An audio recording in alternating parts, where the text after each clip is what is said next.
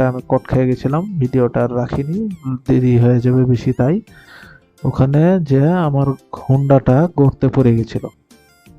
এমন শালা এক গর্ত, আমার গাড়িটা আবার একটু নিচু নিচু হওয়ার লাগে, এটা যে পরে যা দেখছি যে সাইলেন্সারের নিচে একটু দাগ পড়ে গেছে।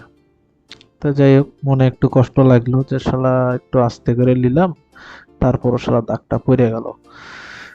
যাই হোক, এখন আবার হচ্ছে সাইডের রাস্তা দিয়ে ঢুকে উত্তরা এটাতে চলে এসেছি 9 নম্বর সেক্টরে। 9 নম্বর সেক্টরের ভিতর দিয়ে টুকটুক করে যাচ্ছি, দেখি যে এখানে আর কি কি জিনিস পাই। তো দেখছি বেশিরভাগ মানুষজনই হাঁটে চলে যাচ্ছে। এখানে আবার দেখছি রিক্সা টিক্সাও কম, খুব বেশি নাই। প্রাইভেট ভেহিকেল যেগুলা গাড়ি মাড়ি থাকে, গাড়ি টাড়িও দেখছি আরও বেশি নাই, খালি রিক্সায় আর রিক্সা, আর বেশিরভাগ মানুষকেই দেখছি হাঁটেই চলে যাচ্ছে।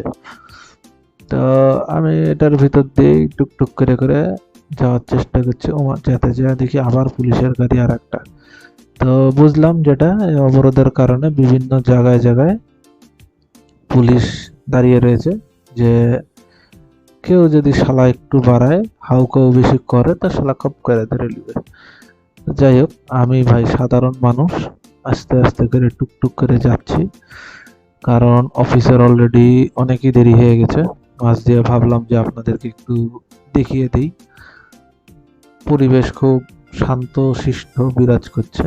হ্যাঁ, তো এই দিক দিয়ে হচ্ছে আশপাশে কোনো হইচই নেই, জায়গাটা কবরস্থান।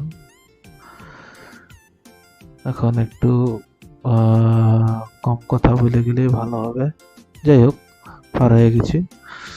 তো এখন এই রাস্তা দিয়ে সোজা যা, আর টুকুর বুকুর খুব বেশিক্ষণ আর করবো না, আর একটা রাস্তা আছে, ওই রাস্তা দিয়ে ঢুকবো, ঢুকে সোজা অফিসে যা ঢুকে যাবো।